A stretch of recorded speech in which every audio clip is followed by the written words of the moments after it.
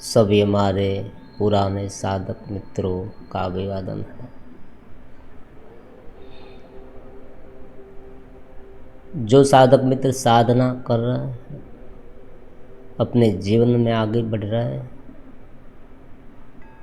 चैतन्य जागृति की ओर आगे बढ़ रहे हैं,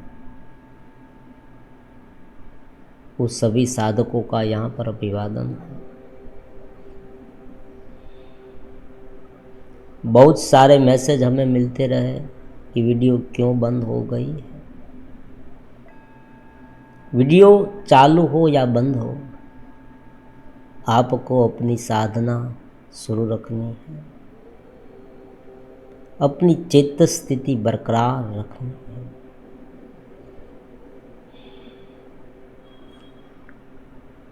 जब तुम चेतना को भूल जाओगे,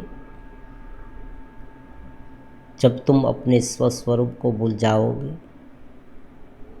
तब तुम ज़्यादा उलझ जाओगे। यही सूत्र है। बाह्य जीवन जो हमारा इतना नित नवीन है, इतना रंगीन है, इतना लुभाने वाला है, कभी तो ये लगता है कि वास्तव में क्या ये आध्यात्मिक बातें सच है। ये जो मैं ध्यान कर रहा हूँ, ज्ञान की बातें सुन रहा हूँ और उनके मुताबिक आगे बढ़ रहा हूँ, ये क्या वास्तव में सच है? ये शंका उत्पन्न होती है और ये सहज है। ये इसलिए उत्पन्न होता है कि अभी तक स्थिति डेवलप नहीं हुई है। जाना है सब कुछ, लेकिन उनका एहसास अभी तक इतना नहीं हुआ है। क्या उनका अनुभव होता है? कि कोई लोग पूछते हैं कि उनका अनुभव कैसे होता है, वो स्वयं अनुभव करता है। अरे भाई समझो, उनका अनुभव वो स्वयं करता है। मैं चेतना हूँ, ये केवल शरीर के लेवल पर नहीं है, ये केवल मन के लेवल पर नहीं है, ये देह इंद्रिय संघात के लेवल पर नहीं है। ये मैं का जो अनुभव है, जो निरंतर हो रहा है, वो वही चेतना का है। और उसी चेतना को पारदर्शिकता के रूप में समझना, उनका एहसास करना ही चैतन्य जागृति है। और एक बार जीवन में चैतन्य जागृति हो जाए, जीवन इतना आनंदित हो जाएगा। सारी क्रियाएं जो हम कर रहे हैं आज, क्रिया वो रहे या ना रहे। देखो यहाँ पर दो बात है, क्रिया रहे या ना रहे। क्योंकि शरीर के लेवल पर क्रिया करना जरूरी होता है और एक दबाव बना रहता है। भूख लगती है तो व्यक्ति खाना खाता है, प्यास लगती है तो व्यक्ति पानी पीता है। लेकिन उस क्रिया को ज़्यादा से ज़्यादा छेड़ना नहीं, समझे? ज़्यादा उनमें आसक्त नहीं होता। जो हमारा साधक है, चैतन्य साधक है, ज्ञान प्राप्ति का साधक है, जो अपने भीतर चित्त स्थिति को धीरे धीरे विकसित कर रहा है, वो साधक इतना उलझ नहीं जाएगा, इतना अधूरप महसूस नहीं करेगा। विषय सामने हो, विषय भुगतते समय भी वो अपना आपा खो नहीं बैठेगा।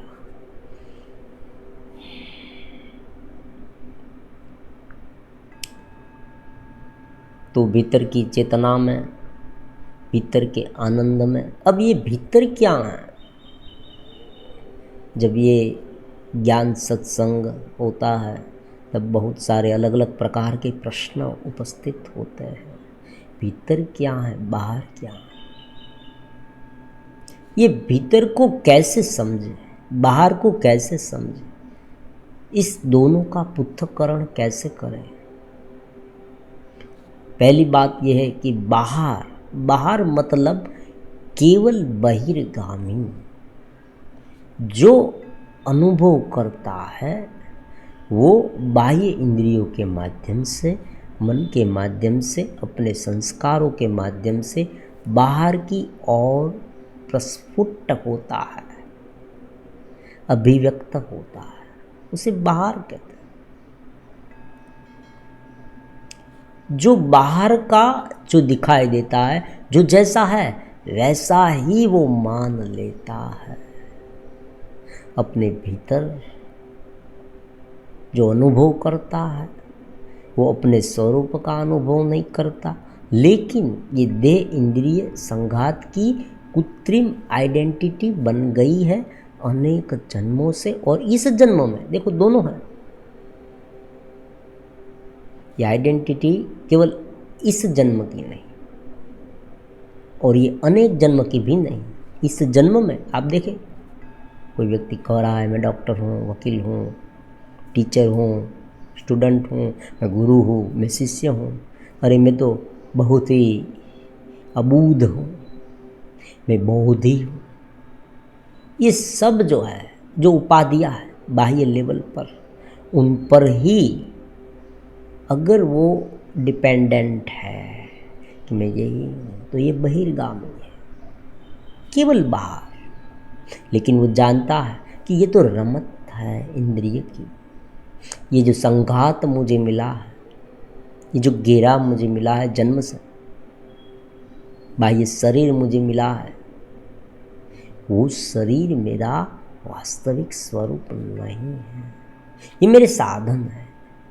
शरीर का अनुभव मुझे होता है, ऐसी बात नहीं। आप कहेंगे कि जैसे चित्त स्थिति में चले जाओ, ध्यान की उच्च स्थिति में चले जाओ, बैठे हैं या नहीं बैठे हैं। देखो यहाँ दोनों बातें हैं, क्योंकि आज एक बहुत ही सामान्य बात है। कोई व्यक्ति को अगर आप कह देंगे कि पूरे दिन बैठे रहो, पूरी रात बैठे रहो, संभव नहीं है। पहले के ज़माने में योगियों ये करते थे, लेकिन आज के ज़माने में जो अर्वाचीन चैतन्य स्थिति है, चैतन्य जागृति है, वो कार्य करते करते होती है।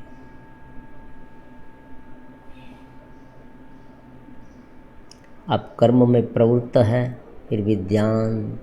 आप किसी से बातचीत करते हैं तो भी ध्यान। आप कहीं पर जा रहे हैं तो भी ध्यान, चल रहे हैं तो भी ध्यान। शुरुआती साधक के लिए मन को स्थिर करना अनिवार्य है। समझना, समझ कर ध्यान करना, दोनों बातें हैं। आप बच्चे को देखो, बच्चे को आप डांटोगे ये नहीं करना, ये नहीं करना, ये नहीं करना, तो बच्चा क्या करेगा? उन पर दबाव डालोगे तो वो और जोर से करेगा। उसे समझाने की कोशिश करोगे तो धीरे धीरे, अगर बच्चे को बारीकी से आप समझाओगे तो धीरे धीरे वो समझ जाएगा, और एक बार समझेगा ना, फिर वो अपने मन पर कंट्रोल कर पाएगा। उसे समझ आ गई कि भाई यहाँ नहीं जाना है, ये इस तरह का है, इससे ये होता है। लेकिन केवल आप मन को, मन बच्चे जैसा है, एक बंदर जैसा है, मन को आपने ये कहा कि तुम वहाँ मत जाओ, वो मत देखो, मन कहेगा क्यों नहीं देखो, तुम कौन होते हो मुझे कहने वाले? मैं मेरा मालिक हूँ, मन का मालिक। आप देखें आज की वीडियो में, आजकल के वीडियो में, आजकल के जो अलग अलग प्रकार के यूट्यूबर हैं, वो कहते हैं ना, युवाओं को समझाते हैं, बहकाते हैं, तुम तुम्हारे मन के मालिक हो। हम अपने मन के मालिक हो सकते हैं, लेकिन कब? जागृति के बाद। हमें समझ में तो आना चाहिए ना, वरना तो क्या होगा, मन हमें भटका देगा, इधर उधर भटका देगा। क्यों? क्योंकि सहज रूप से, समझे, सहज रूप से प्रत्येक जीवात्मा की जो टेंडेंसी होती है, जो प्रबलता, जो लगाव होता है, जो गति होती है, वो निम्नगामी होती है सहज रूप से। जिस तरह से पानी ऊपर से नीचे की ओर बहता है, आप देखिए ढलान है तो पानी का बहाव कहाँ होगा? नीचे की ओर, सहज रूप से। हमें सिखाना नहीं पड़ता कि तुम्हें ये करना है, नीचे जाना है। कोई भी जीव को आपको सिखाना नहीं पड़ेगा।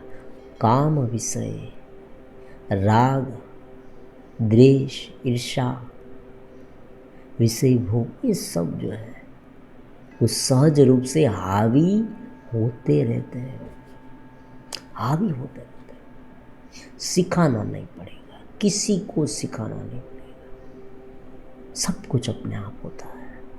ये भीतर से जो ये करना है, मुझे वो करना है, उनकी तत्परता रहती है, वो करने की इच्छा होती है। कुछ सिखाना नहीं पड़ता। अगर बुद्धि की लगाम चली जाए, अगर चेतस स्थिति जो है, चेतस स्थिति बुद्धि से ऊपर है, बुद्धि की सूक्ष्मता चेतस है। देखो, चेतस बुद्धि, बुद्धि के बाद मन होता है, मन निम्न है, नीचे है, बुद्धि उनसे ऊपर है। बुद्धि कौन है?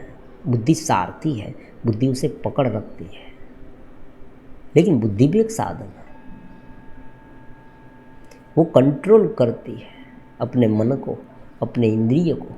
यहाँ ये नहीं करना है, क्यों नहीं करना है? उनका भी कारण है, सभी के कारण होते हैं, ये समझ होती है। समझा नहीं और केवल बाहर से दबाव से ये नहीं करना, नहीं करना, क्यों नहीं करना? बगावत पर उतर जाता है मन, वहाँ पर ज़्यादा जाता है। आप देखें, कभी कहीं पर बड़े बड़े होर्डिंग्स लगा दे, यहाँ मत देखो, यहाँ मत देखो, वहाँ देखेंगे लोग, इकट्ठा हो कर देखेंगे, देखो देखो देखो। अरे वहाँ नहीं देखना ऐसा लिखा है ना, क्यों ना देखें? दबाव से किया है, मन को दबा दिया, इतना दबा दिया स्प्रिंग की तरह, वो उछल जाएगा। समझा दे,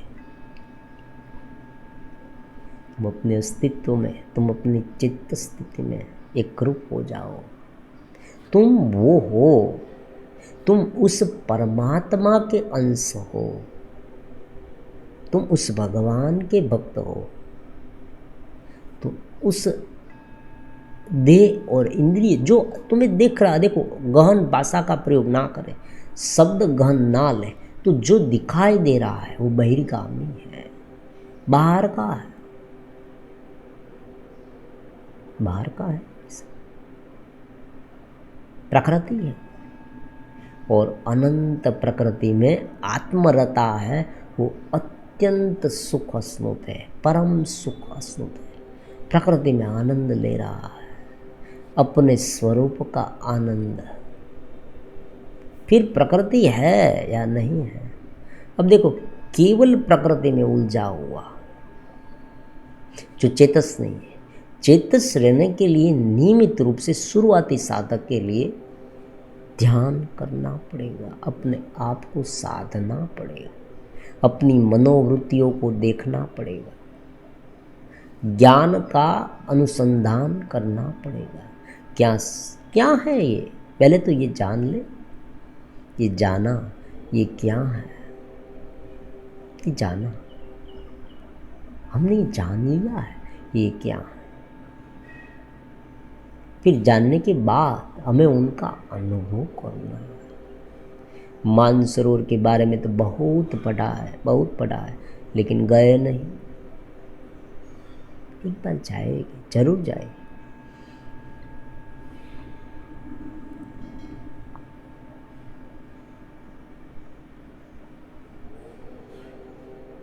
जब शुरुआत करते हैं साधक, प्रॉब्लम्स भी ऐसे होते हैं, ध्यान नहीं लगता, इधर उधर का भटकाव, ये सब होता है। समर्पित भाव, गुरु या इस भक्ति, परमात्मा की भक्ति या गुरु दोनों को साथ रखना। गुरु मार्गदर्शक है, गुरु मार्गदर्शन देता है कि तुम ये करना, वो नहीं करना। और इस जो है चैतन्य है, वो हमारा साध्य है। गुरु का काम क्या है? मार्गदर्शन देना। और केवल मार्गदर्शन नहीं, समझे, गुरु निरंतर प्रेरित करता रहता है, तुम्हें ये करना, ये नहीं करना। शुरुआत में सब कुछ नियम है, लेकिन धीरे धीरे जैसे व्यक्ति के ऊपर उठ जाए, नियम को वो समझने लगेगा, ये नियम क्यों है, फिर वो अपने आप विचरण कर पाएगा। जब वो शक्ति को संभाल पाए, जो संकल्प शक्ति है, आप देखें संकल्प शक्ति उत्पन्न होती है जब साधक धीरे धीरे ध्यान करता है, साधना करता है, चेतना में रत रहने लगता है, तब उनमें संकल्प शक्ति उत्पन्न होती है। ये संकल्प शक्ति को संभालना बहुत मुश्किल होता है, वरना तो क्या होगा, छोटे मोटे झगड़े हो गए, कोई व्यक्ति ने किसी व्यक्ति को कुछ कह दिया और व्यक्ति गुस्से में आ गया, तुम्हारा बुरा हो जाओ, तुम्हारा ये गलत हो जाओ, तुम्हारा नाश हो जाओ, हो सकता है। छोटी सी थोड़ी सी घृणा मन में आ गई और वो व्यक्ति उसे अभिशाप दे देगा, श्राप देने लगेगा, तुम्हारा ये हो जाए, तुम्हारा वो हो जाए। कंट्रोल करना आता है।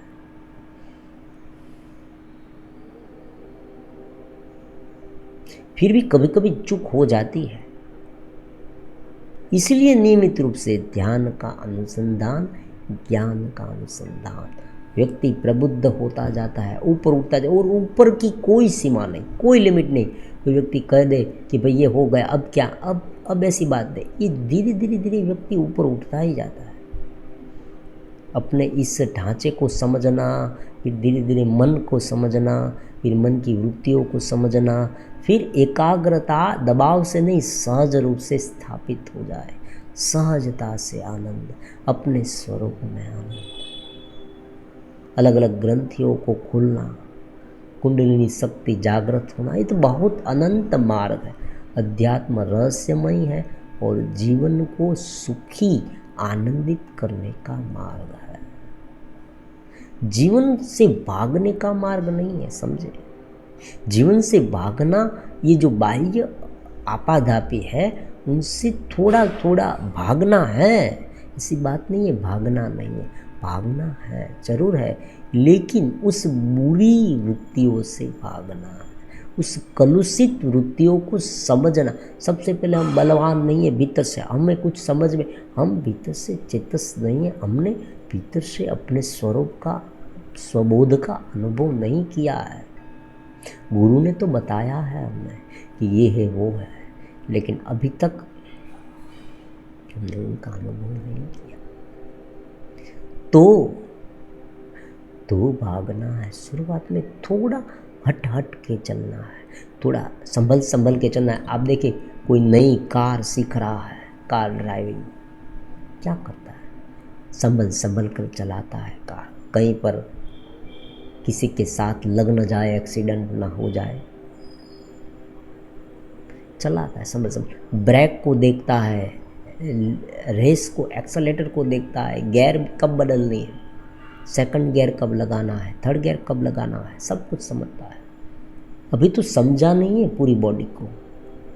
परमात्मा ने ये शरीर दे दिया, परमात्मा ने ये मन दे दिया, फिर एक और प्रकृति का इतना दबाव है, एक्सेलेरेटर पर पाँव दे रखा है, फूल जोश में है कार, युवानी है, जवानी, विषय इतने प्रबल है, भीतर से इतना दबाव हो रहा है, वो देखो, उसी को देखो, उसी में मजा लो, मजा मार लो जीवन के सभी विकारों को।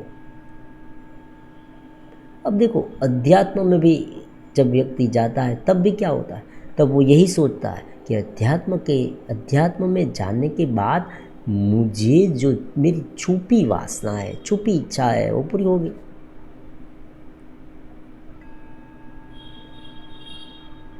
भगवद गीता में भगवान ने कहा कि हे अर्जुन, सुख भी नहीं, दुख भी नहीं, लाभा लाभो जया जयो, जय और पराजय, तुम्हें अच्छा ही मिलेगा, ऐसा भगवद गीता में भगवान ने नहीं कहा। तुम्हें अच्छा मिलेगा, तुम सुखी हो जाओगे, ऐसा भगवान नहीं कहते। भगवान कहते हैं शीतोष्ण सुख दुखदा आगमा पाइनो संतितिक्षा स्वभाव, सहन करना पड़ेगा। लेकिन उनके साथ देखो, एक एक पलड़े में साधना है, चित्त स्थिति है, और दूसरे पलड़े में जगत है। जो पलड़ा ज़्यादा भारी है उस और साधक चला जाएगा। अगर जगत का पलड़ा भारी रहा, अगर जगत की वृत्तियों ने उन पर हावी हो गई, जगत की वृत्तियाँ, जगत की वृत्ति उन पर हावी हो गई, तो सहज रूप से वो व्यक्ति जगत में रत रहेगा। भीतर से देखो, बाहर से तो रत रहेगा, बाहर से कोई काम कर रहा है, इसे वो अलग अलग प्रकार के बहुत सारी क्रियाएं हम करते हैं, लेकिन भीतर से क्या हम अपने स्वरूप को जाना है? हमने क्या हमने अपने स्वरूप का बोध किया है? क्या हम ऊपर उठने के लिए कोई प्रयास कर रहे हैं? क्या हम नींद में हैं? क्या भीतर हम केवल विकारों को भुगत रहे हैं, मन ही मन उनके बारे में ही सोच रहे हैं? क्या भीतर से हम बेचैन हैं, असंतोषी हैं, भीतर से ईर्ष्या कर रहे हैं, द्वेष कर रहे हैं? क्या कर रहे हैं हम भीतर से? हम अपने स्वरूप को जब ध्यान करते हैं, देखो शुरुआती साधक जब ध्यान करते हैं तब हमारी स्थिति क्या है? क्या हमारा मन इतना व्यग्र है, चंचल है, चंचल चित्त है? क्या है हमारी स्थिति? उसका आकलन करना।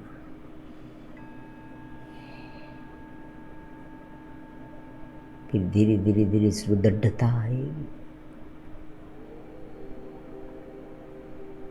योग का अनुसंधान करे, भक्ति का अनुसंधान करे, समर्पित भक्ति, केवल गुरु इस भक्ति। गुरु ने कह दिया शब्द, गुरु के मुख से शब्द सुन लिया, ओम नमो भगवते वासुदेवाय, बस वही मंत्र का जाप करेंगे, ओम नमः शिवाय। धीरे धीरे धीरे मंत्र का जाप करते करते करते करते करते करते मन शांत, मन शुद्ध होगा, मन शांत होगा, मन शांत होगा, मन शुद्ध होगा, तो भीतर की चेतना अपने आप प्रकट होने लगेगी। फिर उन पर डाइवर्ट हो जाएगा साधक। देखो ये बात बहुत महत्वपूर्ण है। अब देखो, सुंदर सी बांसुरी की आवाज़ आ रही, सुंदर सी मधुर मधुर संगीत, लेकिन हमें सुनाई नहीं देता। तो हमें क्या सुनाई देता है? शोरगुल। एक ऐसी जगह है जहाँ पर फैक्ट्री के मशीन चल रहे हैं, चारों ओर आवाज़ आ रही है, व्यक्ति बहुत, कोई सब अलग अलग व्यक्ति बहुत बोल रहे हैं, कोलाहल है, इतनी बातें कर रहे हैं, कुछ सुनाई नहीं देता। तब हम कहें कि शांत रहो शांत रहो, और किसी ने मशीन बंद कर दिया, थोड़ी देर के लिए शांत हो गए। फिर जो आसपास के लोग थे वो भी बंद हो गए कि भाई कुछ सुनाई देता है आपको, देखो सुनो, शांत हो गए सब। धीरे धीरे जो संगीत है, मधुर संगीत बांसुरी का, वो सुनाई देने लगा। फिर व्यक्ति उन पर डाइवर्ट हो गया, समझने लगा, हाँ सुनाई दिया नाद, वो नाद परमात्मा का भीतर आ रहा है, आ रहा है, सुनाई देता है, निरंतर सुनाई देता है परमात्मा का वो नाद, मुझे सुनाई दे रहा है। अब उसे उस आधार को लेने की आवश्यकता नहीं, वो जपे या ना जपे, अजपा जप हो जाता है, भीतर से वो अपने स्वरूप में लीन हो जाता है। फिर बाह्य रूप से वो मंत्र जाप करता है या ना करता है, कोई डिफरेंस नहीं पड़ता, कोई फेर नहीं पड़ता। भीतर से वो अगर एक बार स्वरूप में लीन हो जाए, आप कहें कि स्वरूप में लीन नहीं हो पाता तो क्या करें? तो उसको आधार को पकड़ना चाहिए, गुरु को पकड़ना चाहिए, उस परमात्मा को पकड़ना चाहिए। जैसे जैसे वो प्रबुद्ध होता जाएगा, उसका आधार है वो छूटता जाएगा और वो उनके स्वरूप में लीन होता जाएगा। इन कोई व्यक्ति कहेगा कि कितना समय लगेगा।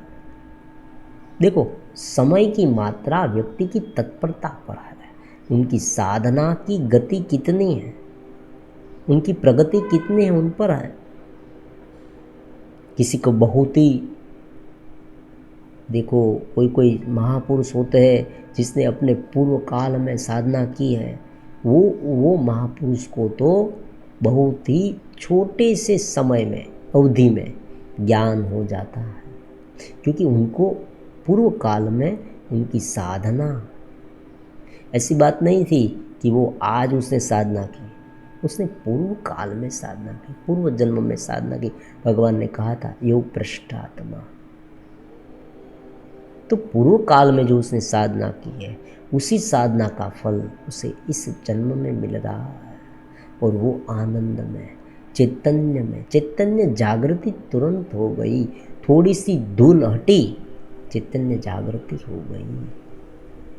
लेकिन जो व्यक्ति कभी साधना नहीं की, पूरे उनके पुराने काल में, उनके अनेक जन्म के पहले साधना नहीं की है, और बहुत ही जैसे जिसे कहते हैं ना, बहुत नीचे गिर गए, बहुत उनका मन इतना उद्विग्न रहने लगता है, उनके संस्कार में उनको दबाव कर रही है प्रकृति इतनी, क्योंकि कभी उनके भीतर कहीं गहराई में भी कभी साधना के बीज नहीं हैं, तो थोड़ी देर लगेगी।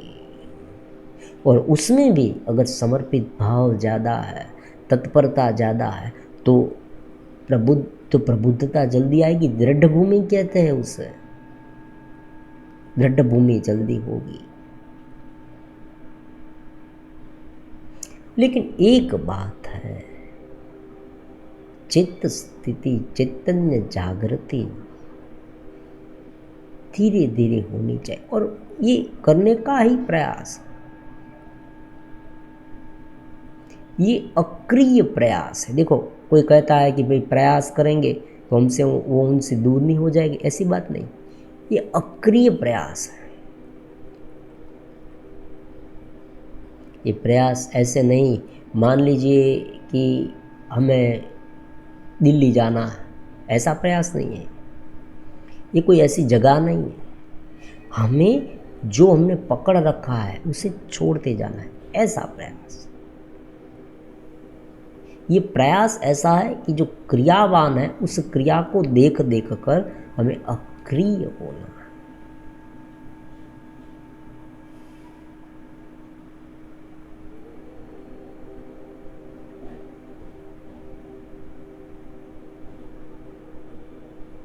तो आज के लिए इस ज्ञान ध्यान के सत्संग में यात्रा हमारी शुरू रहनी चाहिए। ये यात्रा निरंतर अनंत की यात्रा है, और ये यात्रा ही स्वयं प्रबुद्धता है। अगर जुड़ गए, एक बार शुरू कर दिया, फिर ऐसा सोचना ही नहीं कि मैं कहाँ पहुँचा। ऊपर उठते रहे, शांत होते रहे, देखते रहे, जो कार्य कर रहे उसे देखें। मेरी ये इच्छा पूरी हो जाए तो ही मुझे सब कुछ मिल जाए, ऐसी बात नहीं। घेरे में सब कुछ होगा, शरीर में सब कुछ होगा, मन में सब कुछ होगा, वृत्तियों में सब कुछ होगा, बुद्धि की उटपटांग हरकतें होगी,